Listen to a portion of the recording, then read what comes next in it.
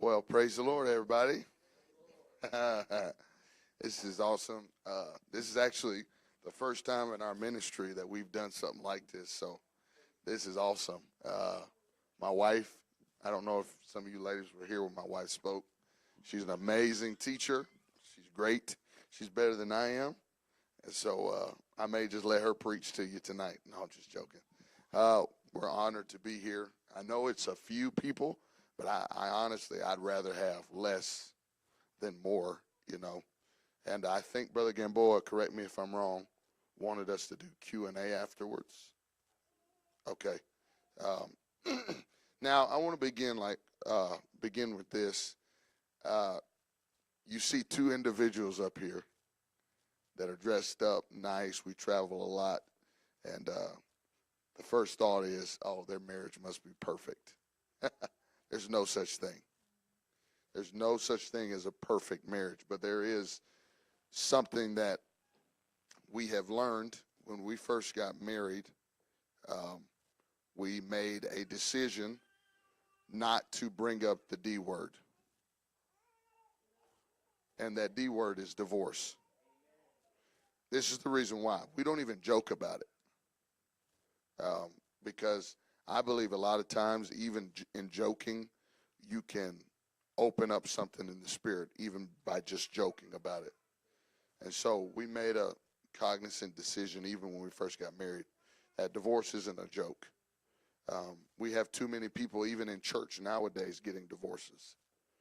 And it's you know, you look at it and you start asking the question, why are people getting divorced? Is it just because, you know, infidelity, this or that? No, I think it's more than that. I think it's people that want to give up too quickly. And when you make those vows, you're making more than just a vow to one another. You're making a vow to God. And so one of the biggest things I think, even as young marrieds, that we have to do is we have to be determined to work together. And in that determination, I know we got elders here today that could probably teach us a few things, but in the marriage aspect of it, I think we have to understand that you've got to understand your spouse. You have to understand your mate. You have to understand their quirks, their issues, their flaws, and you also have to understand the background. This is a big thing a lot of people don't talk about. Okay, she grew up from a broken home. She was 15 years old, moved out of her parents' house in order to go to church. Okay, now on me, I grew up in church.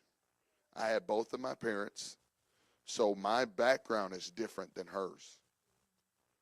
Uh, in my background, um, we were very, my dad was very big on discipline. Well, in her background, her dad really wasn't there as much as my dad was. So understanding those backgrounds and bringing it into a marriage, you got to know the quirks and the issues that each other have. I am very big on disciplining children. I am very big on it. I'm not beating my kids, of course, but I am very big on it. Hey, if you do wrong, you're getting a whooping. She's more lenient on that side, and sometimes that side frustrates me because of my background. And if you don't understand the background aspect of it, it can cause you to get frustrated, arguments, going to bed, mad at each other. One person sleeping on the couch, the other one sleeping in the bed. You see what I'm saying? So I think a lot of that when we're in the marriage, you got to understand your spouse's background and trying to have God help you to see the good and not always the bad. I mean, because it's easy, you get in arguments and get in situations. It's the same old with you. Well, what's the good thing that they did? Well, they cleaned the house, took care of your kids. What's the good things? And if we're always focusing on the bad things, it's always an argument. And we don't like to keep our mouth shut. I'll just be honest. My wife, she keeps her mouth shut a lot more than I do, because she's a peacemaker. I'm more of I got to have the last word, right? And so a lot of that, understanding that, it helps you with your marriage when you really know your spouse. We dated 3.5 years. So we've been together, we'll be married for 8 years this year. So we've been together about 12 years in all. So we know each other very well. We know each other's tendencies. We know when the other person doesn't want to talk, And so I think knowing your spouse and knowing the flaws and the issues helps a lot. And I think it helps you to grow. And, I'll let you take over. I was just going to say, sometimes when things go wrong, where an issue happens, whether it's something with the kids or finances or, just something just doesn't go the way we want it to go, or even just for argument's sake, it's easy to look and point out or put the blame on the other person. But one thing that I kind of entered into our marriage with the idea of is, like he said, I come from a broken home, and so I'm used to hearing those hurtful things said out, whether it was my parents to us kids, or my parents were divorced. They got divorced whenever I was 5. My sister was 6. My brother was 2. And so we grew up, my parents were divorced. That's pretty much all we know, that we never knew really them together. We were too young to really comprehend it. But we heard a lot of verbal abuse, from them, whether towards us or them towards the other parent, even though they're not married, and going back and forth and just all around in general. My parents weren't in church, and so I grew up really kind of understanding the power that words have, whether positively affirming you or negatively affecting you. And so, whoever wrote the phrase, "Sticks and stones may break my bones, but words will never hurt me," was obviously, probably one of the dumbest people that ever lived, because couldn't be further from the truth. So one thing that I entered into our marriage, really our relationship with, and I haven't always been perfect at this, is understanding that your words are like toothpaste out of a bottle, right? So when you squeeze that bottle of toothpaste, there's absolutely no way you're getting that toothpaste back into the bottle once you squeeze it out, right? So we can apologize all that we want for something that we said, but at the end of the day, that person is always going to remember. Now, they can forgive you, but that's not what I'm talking about. But you know that you've been hurt by somebody and you forgive and you move on. But when you still see that person, you still remember those words that they said that hurt you. You know, you may not let what they said control you anymore or take your joy from you, but there's always going to be that little bit of insecurity in the back of your mind of, you know, they said this to me. Why would they say something if they didn't really mean it, you know? So it doesn't matter how much you apologize. So I've always been careful to choose my words wisely or to not say anything at all if I feel like I can't control my tongue. Like he said, that's not really his strong suit. But anyway, but what I was saying is that it's easy whenever we get into these tough situations to put the blame on the other person. You know, well, I only did this because you were treating me this way. Or, you know, we're struggling with this because, you know, we have this financial problem because you want to go out here and be frivolous with your money. Blah, you know, so it's always easy to deflect rather than to kind of introspect and look on the inside and see, okay, what's in me that I can fix. So I can personally testify to this is that when you start working on you and you start taking things to God in prayer, like there's been times where we've had an issue, an argument or whatever, and like he said, I'm the one that I won't think things, you know, but I won't say them out loud. And so a lot of times, you know, I'll kind of just like buckle down and I'll go into my room and I'll start thinking, okay, I'm one that will consider if I hurt somebody's feelings, or I'm a people pleaser, very much so, and a peacemaker, like he said. So if I feel like I said something to somebody that might have hurt their feelings, or if I feel like somebody has ill feelings towards me in general about just any kind of situation, it eats me alive. Like, it's the worst feeling in the world for me. So a lot of times, if we got into those situations, I would go in and lock myself into my room and I would take things to the Lord. And it sounds funny saying it like this, but, you know, if we had an argument or whatever, I would go into the room or get in my car and go on a drive, and I would just be like, Jesus, I'm just so aggravated with him. Why does he have to, I don't understand why he has to be this way. But I wouldn't say that to him, but I would take it to God. And I promise you that, and he can testify to this too, there have been times where I have held my peace and I went to the Lord and I said, Jesus, I just need you to, you know, fix this, let all my anger out on the Lord, and this is what he's doing, and I can see what I can do better, you know. And there's been times where I've apologized to him and told him, you know, I was wrong, but I have taken my needs, because it's not my job to correct him. And so if I take my problems to the Lord, there's been times where he has come to me the next day or a couple hours later and he said, you know, I was praying and I really just feel like I just need to apologize for this and that. And I just want you to know I'm going to try to do better in this area. So it just goes to show that whenever you do take those things, don't try to fix it on your own, and don't try to acknowledge, you know, where all their flaws are and all their faults are, and you know, really who's at fault. Just take it to the Lord in prayer, and he will go to work on your behalf in those situations. Yeah, so one of the things that I really wanted to talk about tonight, you know, going back, kind of bouncing off of what she just said about what you see in the home as you grow up. A lot of times we got to think, I know, how long have you guys been married? Yeah.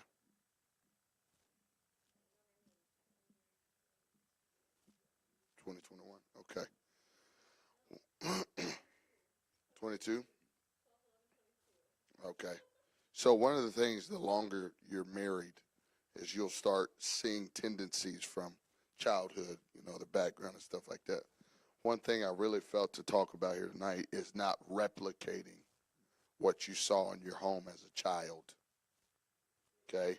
Not replicating that when you get married, because there are things that I saw in my house that I'm still working on in myself right now. I've been married for almost 8 years. You would think, oh man, you've been married 8 years. Surely you got all this stuff out. One thing, and my parents are great parents. I wouldn't change my parents, but they're flawed. They're human. They had their issues. One thing that was a big thing was communication. There was a lot of arguments Not bad arguments, not like people throwing stuff at you, no, nothing like that. But a lot of times we would hear our parents arguing. And so early on, my dad is a very, he was in the Army. He served in the Gulf War. And so he's very hard, very straight. You do it because I told you to. So a lot of that tendency came on me. Well, me and my dad have a better relationship now, but growing up, we had none whatsoever, even though he was still in the house. So I told myself that when we started having children, I didn't want my boys to have the relationship with me like I had with my dad. Well, the way that we break that is you spend more time getting to know them instead of correcting them all the time. One thing that I had to break is the only time my dad would really talk to me, and he knows this, the only time my dad would really talk to me is when I did something wrong. Well, it's like, come on, bro, what about, you want me to make good grades? What about hey, I got next, well, you got this grade in this, and then you better do better, blah, blah. That's the only time he talked to me. And I'm thinking, come on now, like, what about the good stuff? I'm reading my Bible, I'm praying. What about, no, you did that wrong. And so when you're always hearing what you do wrong, you kind of don't want to talk to the person. So just think about that. Like, if you have children, a lot of times if you're constantly focusing on the flaw that they have. And I know the understanding behind it as a parent now is you want them to be better than you were. I know that's why he was doing that. But as a kid, I'm literally thinking in my mind, can you not see any good in what I'm doing? That's literally what I thought. Like, you can't see anything. So what I've learned from my past, and God's still working on me. I'm not perfect. My wife will tell you I'm not perfect. But what I try to do is I try to reward my kids for doing right.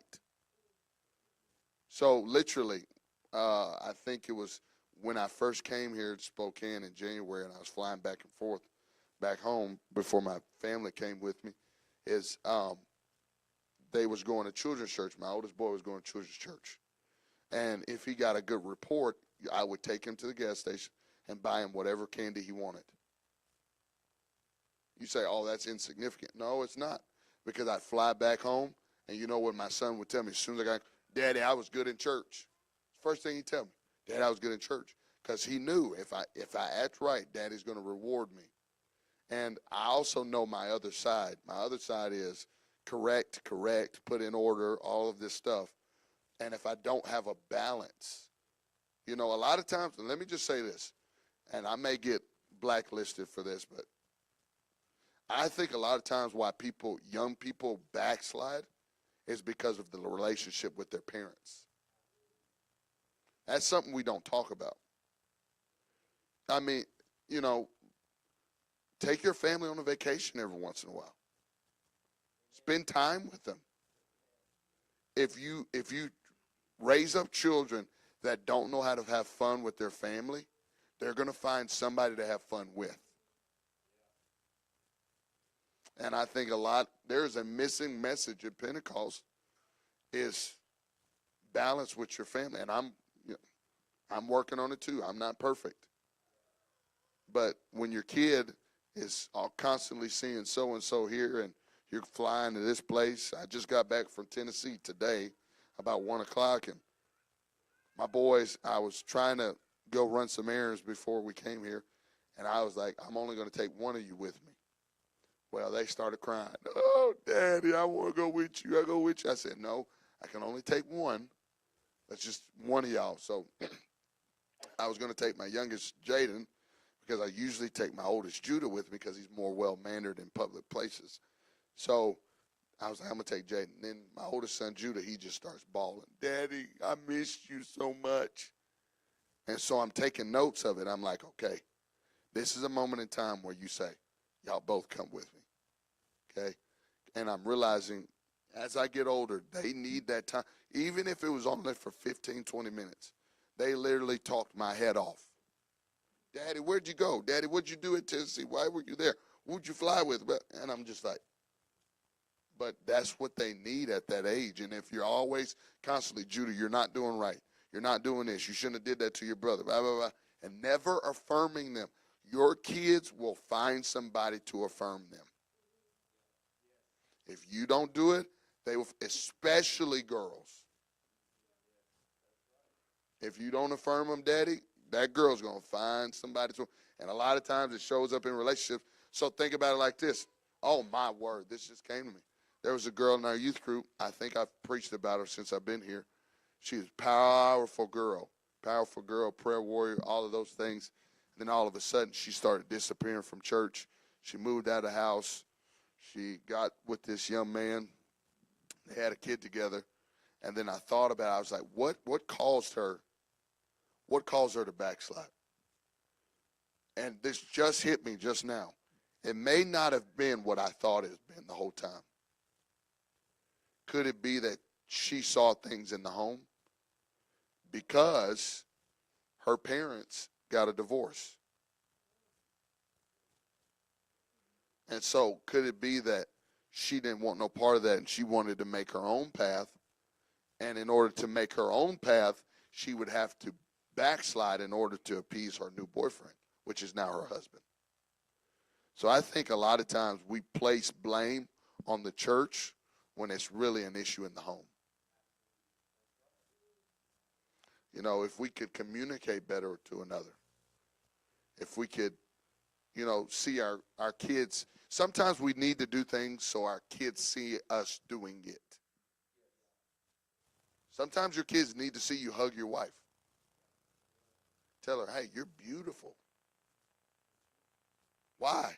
So when your son gets older, he knows how to treat a woman. We make things too difficult. What would happen in this world if daddies took the ownership of teaching their sons how to be men? But we let social media and technology teach these kids how to live their life. But if men would take ownership and say, no, I don't need social media to teach my boys. I'll teach them. I'll teach my daughter how to carry herself when she comes to church. I'll teach my daughter value so that when Joe Smo comes around and all he wants to do is inappropriate things, you say, I'm more valuable than that. Where did she learn that from? The home.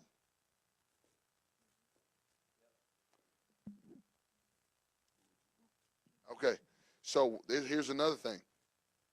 In Deuteronomy 6, where it starts talking about the Shema, Hear, O Israel, the Lord our God is one Lord. And you're supposed to teach them when they rise up, when they go to bed, when you go about you're supposed to learn this from who?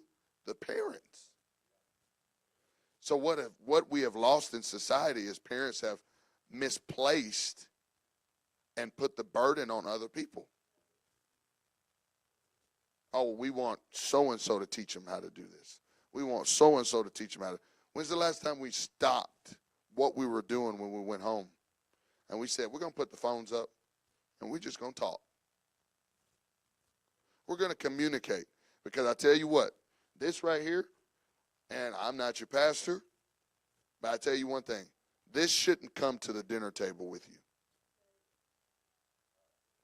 Because you're not communicating. You will literally have a conversation with another person that's not even there and miss the reality of what's in front of you. I've watched it happen. We'll go to restaurants and a family will be sitting there and they're all doing this. I've been guilty of it.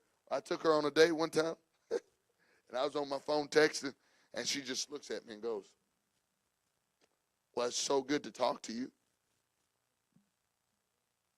You want to know why we do that? It's because we value more what's happening on our phone than what's happening right in front of us. And you know what's going to happen? Your kids are going to do the same thing. They will replicate what they see. So if you want your kids to value what you have right now, show them. When they're talking to you, put the phone down. It should be, and I'm guilty. I'm guilty, especially if I'm listening to good preaching. Oh, I'm listening to Cody Marks. Oh, just be quiet for a second. And Daddy, can we go play? No, I'm listening to preach. Why don't you put the phone down? That message is going to be there. That boy isn't always going to be 5 years old. When you realize the importance of right now, when they get older, you can't get those years back. You can't say, oh, God, give me, let me have them back when they were 5 or when. No, it's not going to happen. And so learning how to captivate the time that you have with your kids right now is major, but also you are preparing them for their future. For their future. How many of y'all, I know you guys married? Okay. So what do you do, Brother Jones, if you have a spouse that doesn't go to church? How do you push godly principles when the father doesn't maybe believe in godly principles? And I'm not just gearing this towards you. I got people watching too, so just in case, because I know it can be difficult trying to raise children in the fear of the Lord by yourself. And let me just say this as a caveat. You can have both of the parents in church and only one of them be teaching their kids the right way. So just because they both come to church doesn't mean that they're both believing the same thing. So how do we navigate as a married couple? God, I messed up as a young man. I got married young. I did things I shouldn't have done. Now I'm paying the consequences of the things that I did at a young age. Okay, how do I fix that? This is what you do. You got to learn that God is not as hard on us as we are on ourselves. God is very forgiving. We are not forgiving. Okay? So what I would do if we're dealing with it, God, I want my kids to have a better upbringing than I had. I don't want them to deal with the dysfunction that I dealt with. Well, the way that you do that is you commit yourself to church like you've never been committed. You come to church even when you don't feel like coming. You come to prayer when you don't feel like coming to prayer. You come to things on Saturday night when nobody else wants to come. Why? Because what I'm doing is I am investing into my next generation. I'm investing. What does that mean? So what I'm literally doing is I'm investing into my family's future so that my kids do not deal with what I dealt with. So you can literally invest into daughters and sons and say, let me sit down. I think we make things too difficult. Imagine what this would do. You sit your kid down and say, when they're of age, hey, when I was so-and-so, I did this. It was wrong. I shouldn't have done it. But this is the repercussions of what I did. This is what I dealt with. I dealt with loneliness. I felt betrayal. I dealt with depression, suicide, anxiety. This is and what you're literally doing is you're allowing your kids to see a part of yourself that a lot of parents don't open up to their kids about. Here's my question, why don't we? We don't want to be vulnerable. But oh my word, listen to this. But we expect our children to be vulnerable. How can you expect something of them that you don't give them? Think about that. You expect them when they turn 16 to tell you about the peer pressure they're dealing with at school and be vulnerable, but you won't be vulnerable with them? Think about that. That's a double standard. And then we wonder why our kids are going outside of the house to find somebody to talk to. If we sit down and start having tough conversations about stuff like this, we can save a lot of kids from a lot of issues. Okay? Because I don't want, I grew up in church, but there was a 2 or 3 year period where I was in church, but I wasn't in church, if that makes sense. I don't want my kids to get to that. So there's coming a conversation here in the future that I'm going to have with my oldest boy, Judah. And I'm going to say, hey, this is why I wanted to backslide. This is why I didn't want to go to church. But this is where that took me. Took me to a dark place. You don't want to go to that dark place. And you know what's going to happen? He may not understand all of it, but there's going to come a day where he goes through something and he's going to remember when Daddy was vulnerable with him. And he's going to say, man, Daddy, I remember, can we talk? You know when I had serious, now this is let me talk to the men. This is a travesty, but it's the truth. When I had something deep I needed to talk about, I'd always go to my mom. That should not be the case. It shouldn't be the case. Your son should not have an issue coming to dad about manly things. But my dad was never vulnerable with me. So I went to the one who was vulnerable with me, which was my mom. And you know what happens? Even today, I talk to my mom probably every day because but when there's something serious, do you know who I will call? I will call my dad. Like, when there was something that happened in our ministry, I didn't even call my mom. I called my dad. And I think it almost took him by surprise because normally I'm calling my mom, but this situation was different. I needed the strength of my father. Okay? So you cannot give your kids something. You cannot help your kids with something that you will not open yourself up to. Okay? You can break generational curses. You can by being intentional in your home. Intentionality in your home is huge. Like setting a schedule for your family. From 6 to 8, we're not picking up our phones. What am I going to do for 2 hours? Have fun with your children. You know what's so crazy? Think about this. 24 hours in a day. Most Americans work 8 to 12 hours a day. That leaves another 12 hours. Some people sleep 6 to 8 hours a day. Okay? So if you work 12 hours, you sleep for 6 hours, that's 18 hours. You got another 6 hours. What are we doing? Most people are on their phone.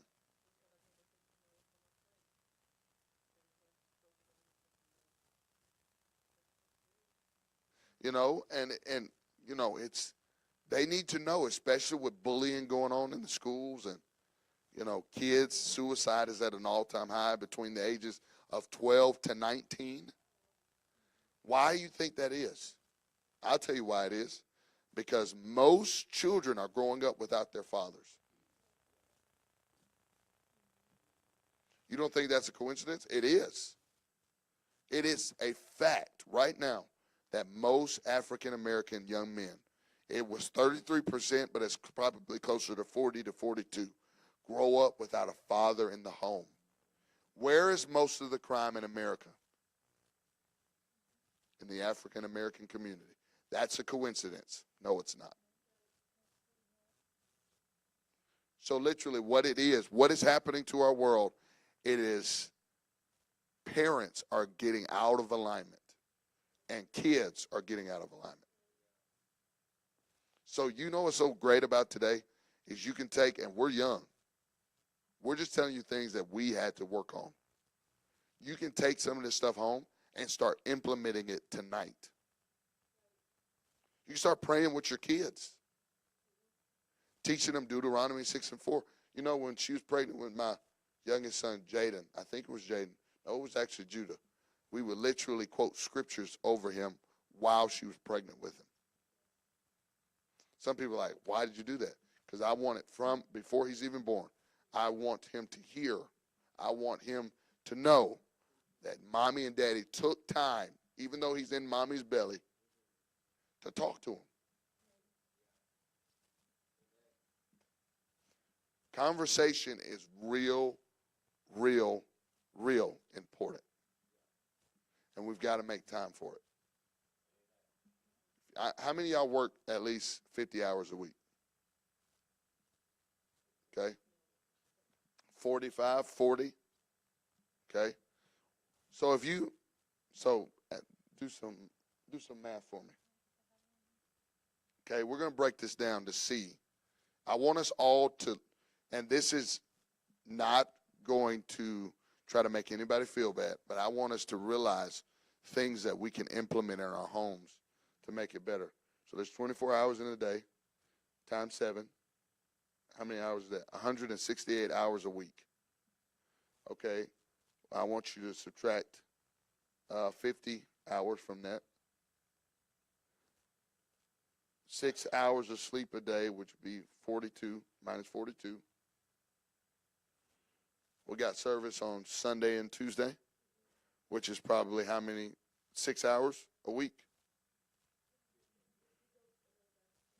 Okay, let's do minus 2 hours. Do another minus 2 hours. Okay.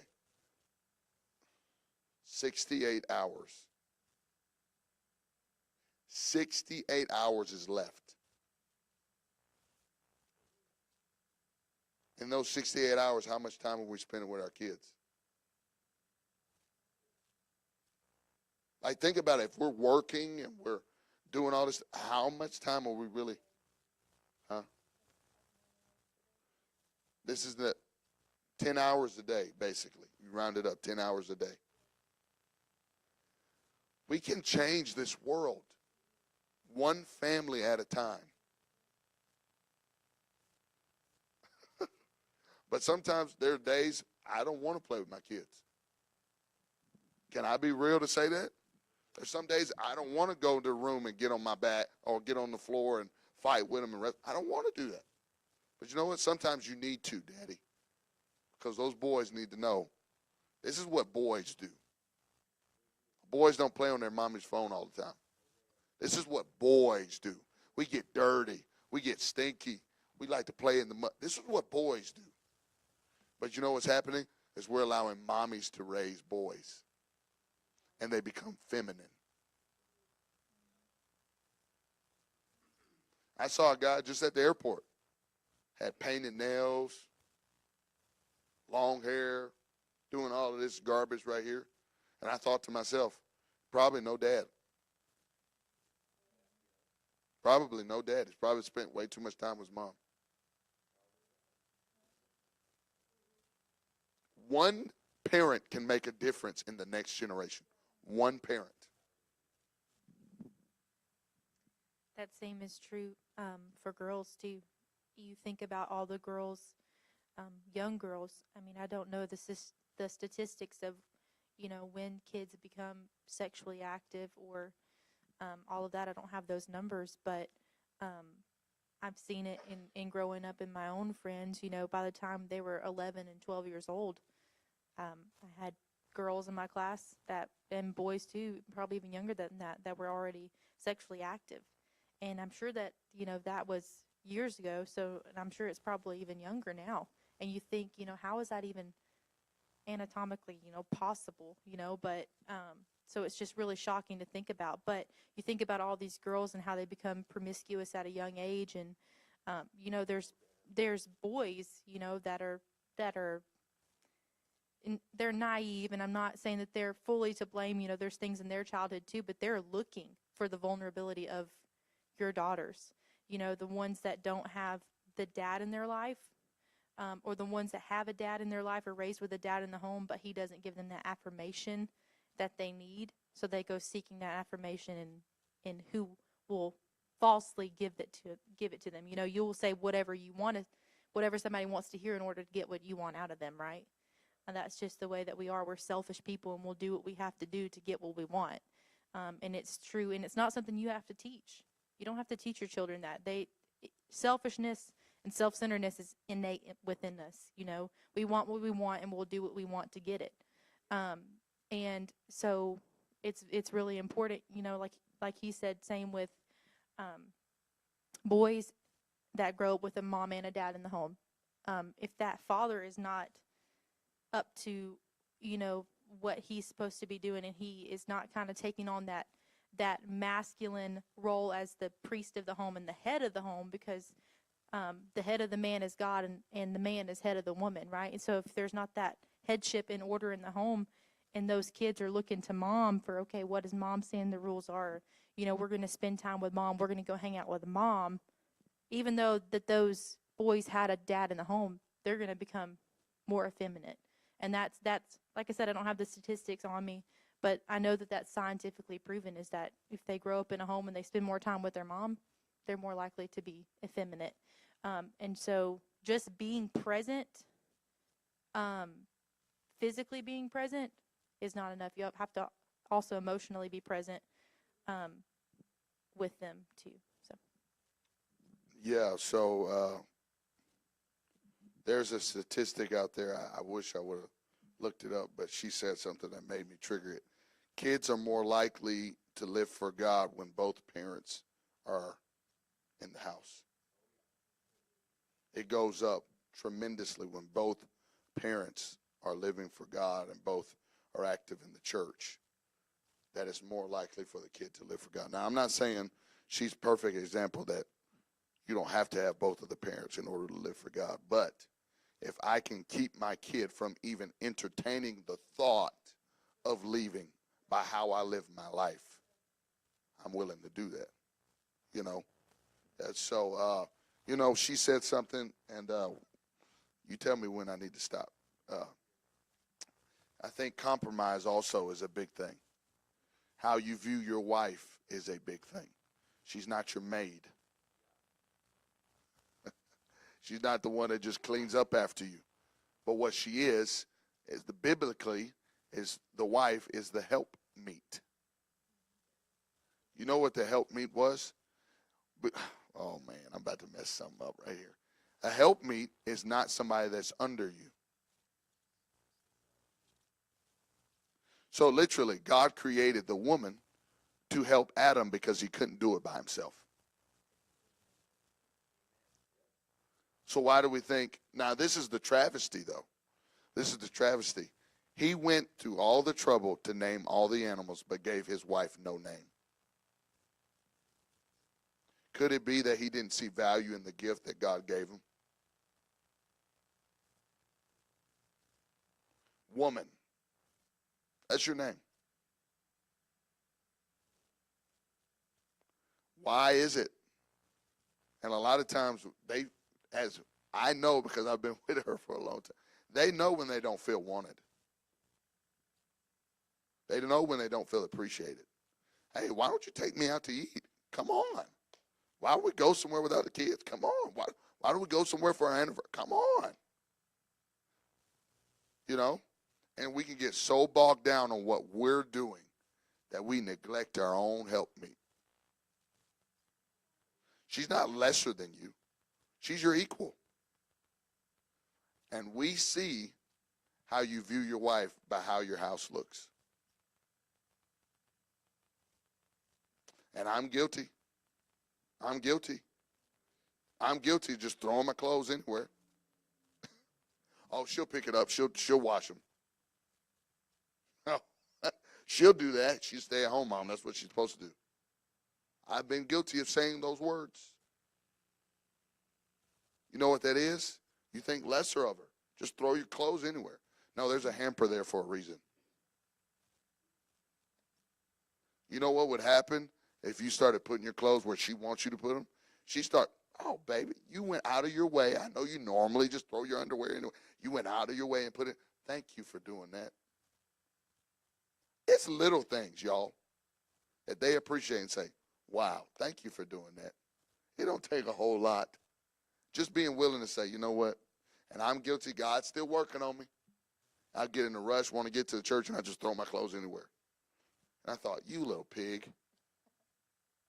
Think about it. Because we'll get, I'm realizing this about myself. I'll get on to my kids about the same thing that I'm doing. Hey, Judah, pick up your shoes. Oh, Dad, your shoes are right there too.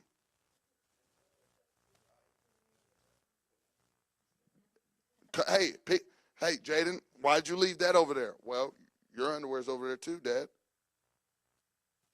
He's replicating what he's seeing. You want to change the next generation? Go out of your way to show your boys how to treat the wife. I'm sorry, baby. Let me make up the bed. Let me do that. You know, I went home one day and I told you, my parents are not perfect, but they were great parents. I went home one day. We had been traveling, and we came over to their house to eat.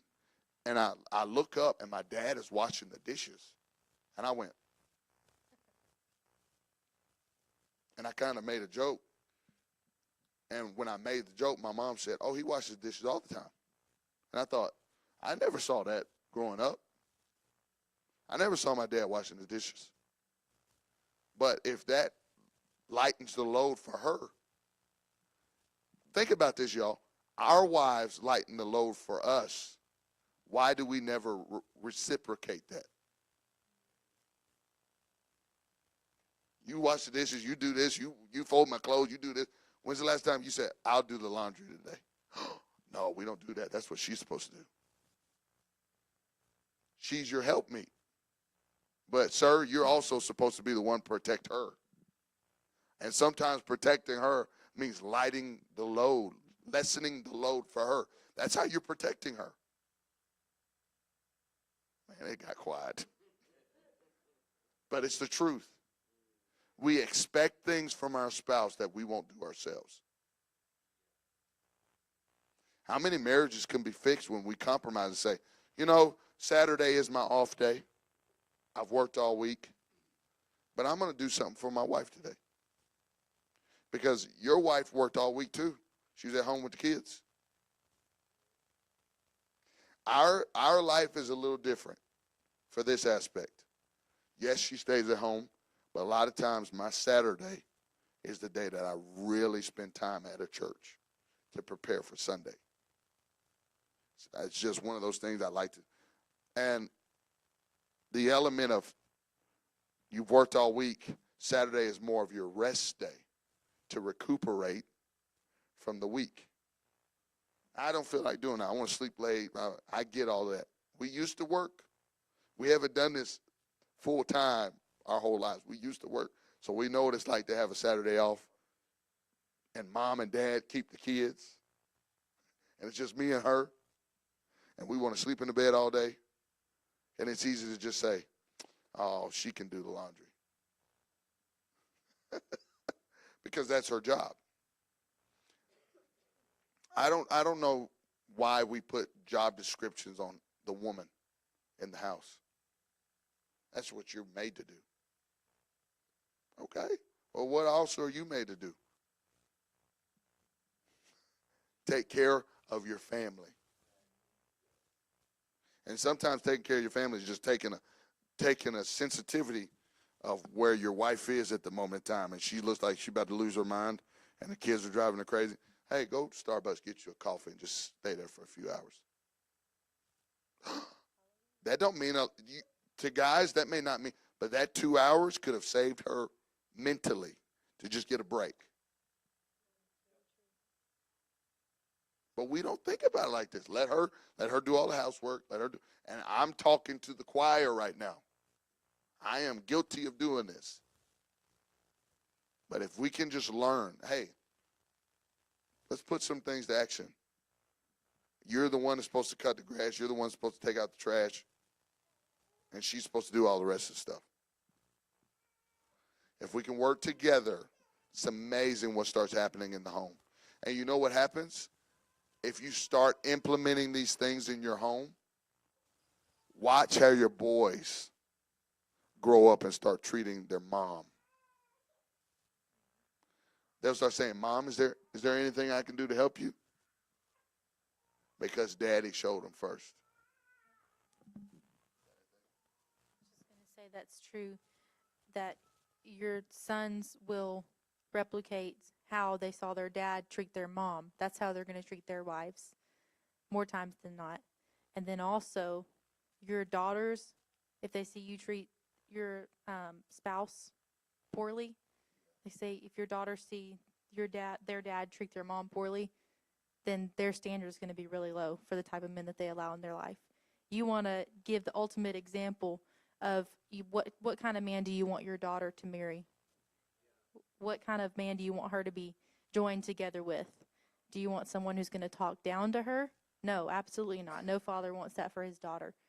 But yet sometimes you can, and vice versa, women, same thing. You don't want your sons to find a nagging wife, or someone that's going to, not be a good mate for them. And so you have to kind of exemplify to your children, because what you produce, they will produce those same relationships in their life. So. So I'll say one more thing, and then we can open it up for questions.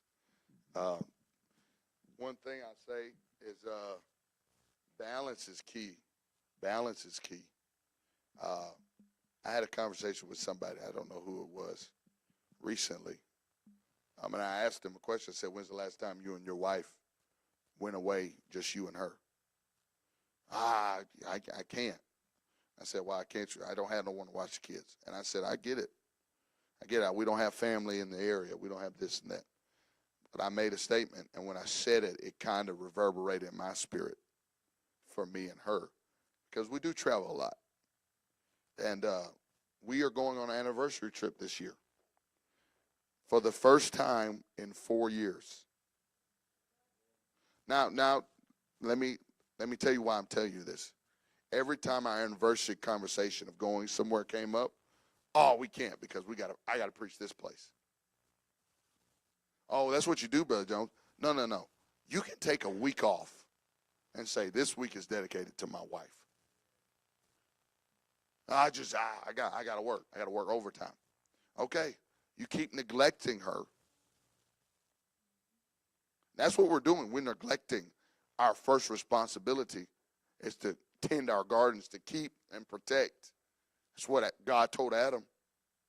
And sometimes protecting your marriage is, we're going to take a week off. We're going to go somewhere, just us. Even if you have to plan it a year in advance and say, hey, can so-and-so, can you please watch our kids for us? Can you watch us? Can you watch them so that me and my wife can have time where we can strengthen our marriage? And sometimes you cannot strengthen your marriage with your kids being there with you. Sometimes you need to be able to look in her eyes and say, baby, I love you. Without the kids saying, Daddy, I'm hungry. Mommy, I'm hungry. Make me something to eat. And distracting you. Sometimes you need to say, we just need to spend time. And I get it. Some of us have kids and we got businesses. We got all this response.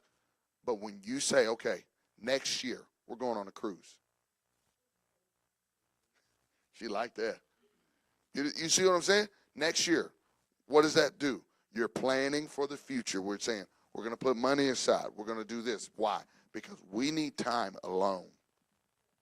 We need time by ourselves.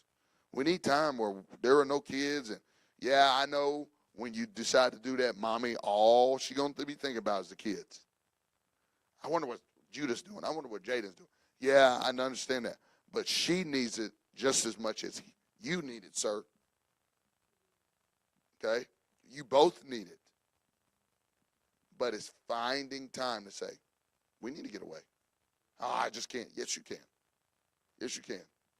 If you could take 2 weeks, I'm serious, 2 weeks out of the year, one for you and your wife and one for your whole family, and say, these 2 weeks are dedicated to my family. You can handle 2 weeks. After 52 weeks in a year, you can't take 2 weeks out. You see real value. I just can't do it. Yes, you can. If you start putting your money in the right places, not buying things all the time. We have literally started saving for our anniversary trip in May. I told her we are going somewhere this year. I don't care what we have to do to get somebody to watch. We are going somewhere. Why? Because it's a priority. 4 years is way too long for you to not have alone time with your wife. It's too long. So, prioritize family. Prioritize you and your wife. Prioritize date nights. Once a week, maybe once every 2 weeks. We may be going somewhere after this, just me and her. Why? Because we need that time together. We got my sister's here. She leaves tomorrow night. And I said, we need to enjoy it while the babysitter's here. Praise God. Right? Because I don't want them to say, oh, you had time to go to the church and pray. You never had time to go to dinner with me. So marriage is work, but it's worth the work. Any questions? Or anybody want to add anything? Go ahead, Elder.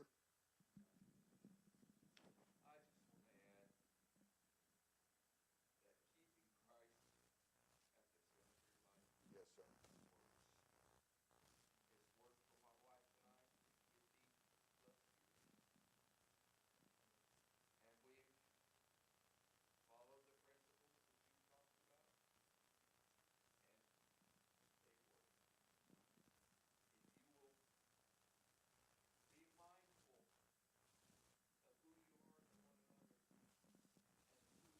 Yep.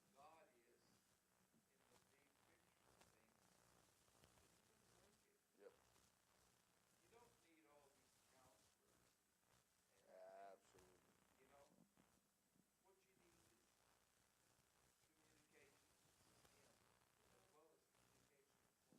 Yeah.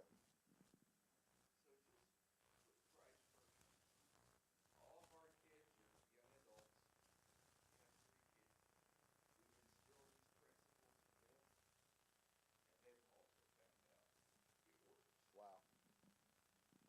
Yeah. Yeah. Wow.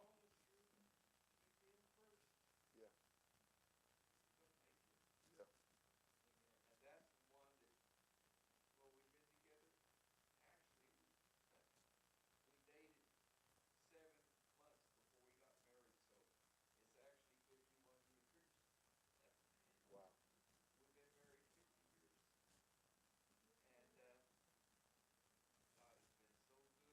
Yep.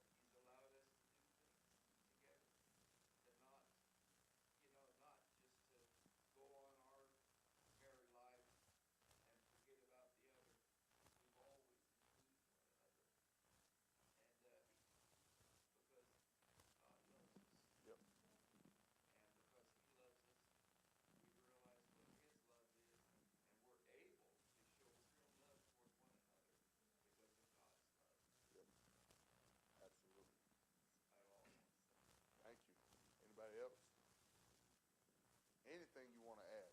Anything? Yes, sir. Yeah.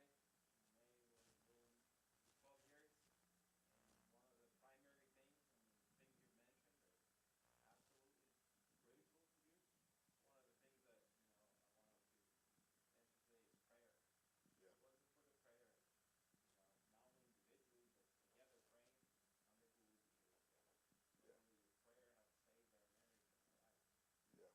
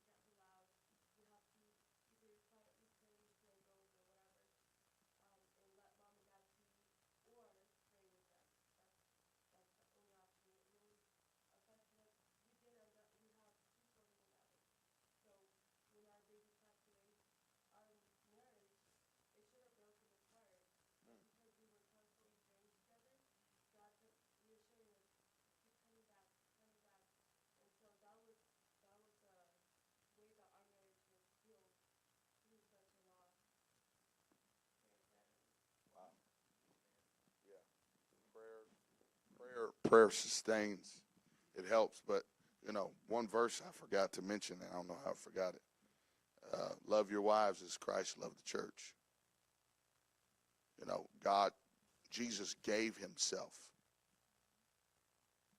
That's literally what marriage is, giving of yourself, giving of your time, giving of your efforts, laying yourself down so that I'm tired. Yeah, but she needs your help at home.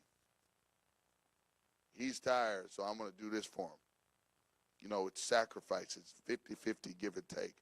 And that's what a lot of marriages are lacking nowadays is I didn't get married to have sex.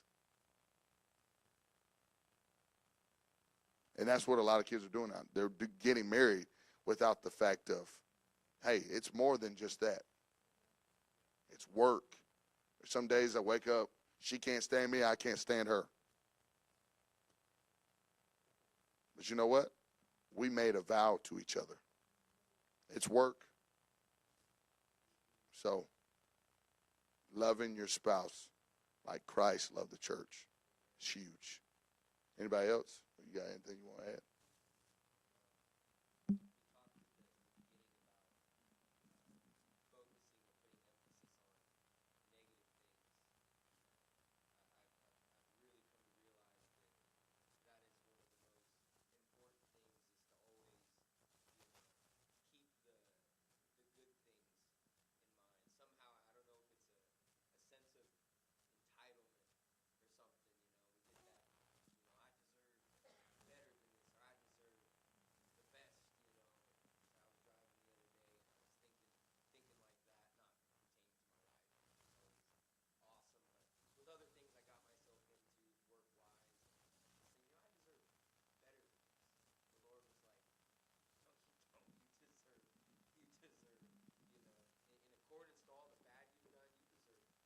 Yep.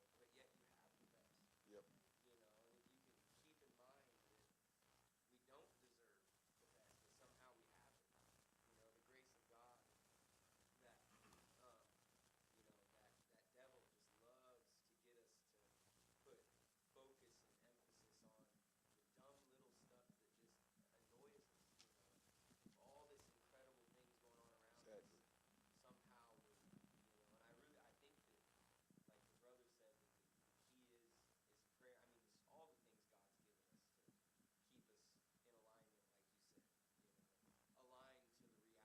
Yeah, we're blessed.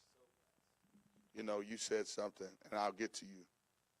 You said something about looking at, uh, and it triggered a story. 1 Samuel chapter 1, story of Hannah and Peninnah, where Hannah's not able to have children, but Peninnah has all these children. But this is something that in that story, if you just read it too fast, you'll miss it. The Bible says that Elkanah loved Hannah. He loved her in her barrenness. But she is so focused on what she can't give him. And a lot of times we're so focused on what we don't have, and we're missing what we do have. Elkanah loved her without her being able to produce. He still loved her. But she is so hell-bent on producing a baby for him that she missed out. He loves me. He even said, do I not love you more than 10 sons? The love's there, but we're so focused on what we don't have that sometimes we can miss what we do have. Yes, ma'am.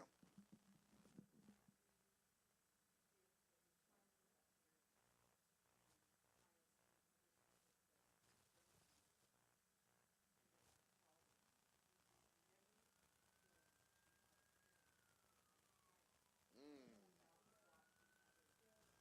mm, that's huge.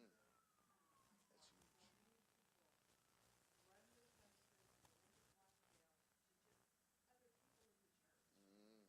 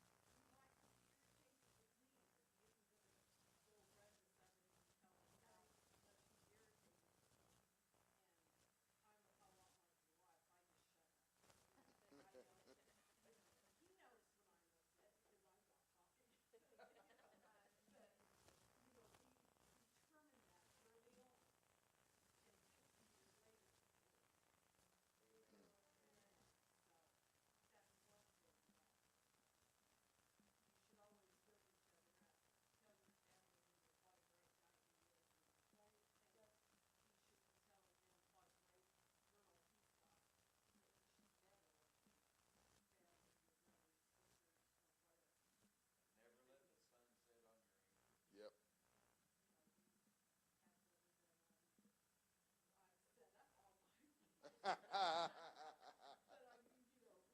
Yeah.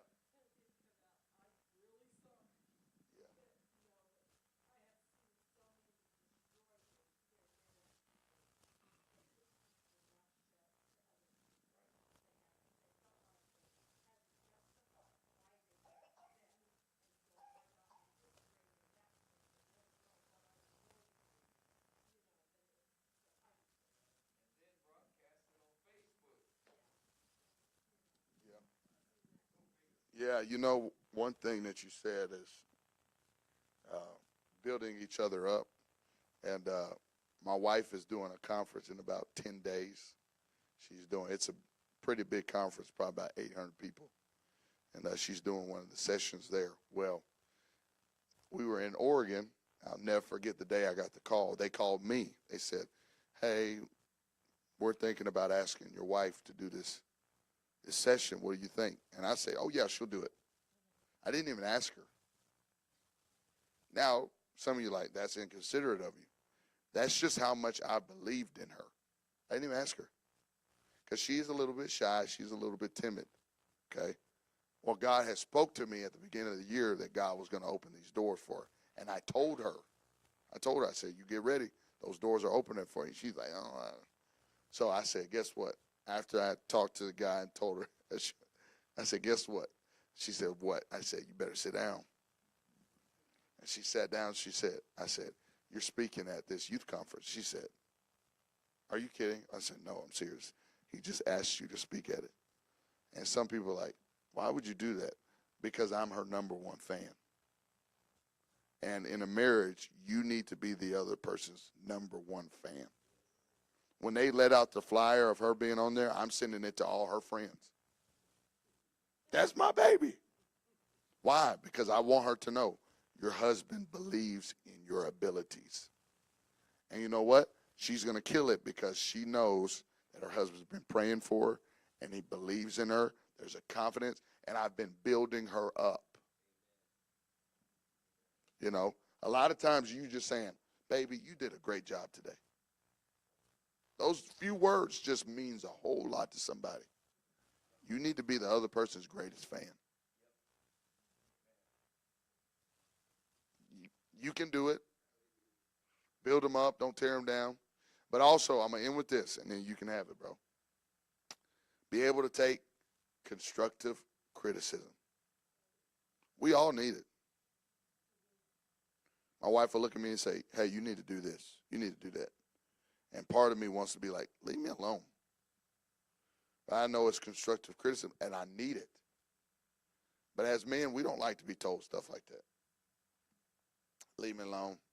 I'm providing for everybody. Just, no. Take it before somebody else says it other than your wife, and then it really hurts. So be able to handle that and handle it with a good spirit. And don't try to, when that criticism does show up, don't try to criticize them about something. Because that's what we want to do. We just want to go back and forth. Because I'm one of those, because I can't shut my mouth sometimes.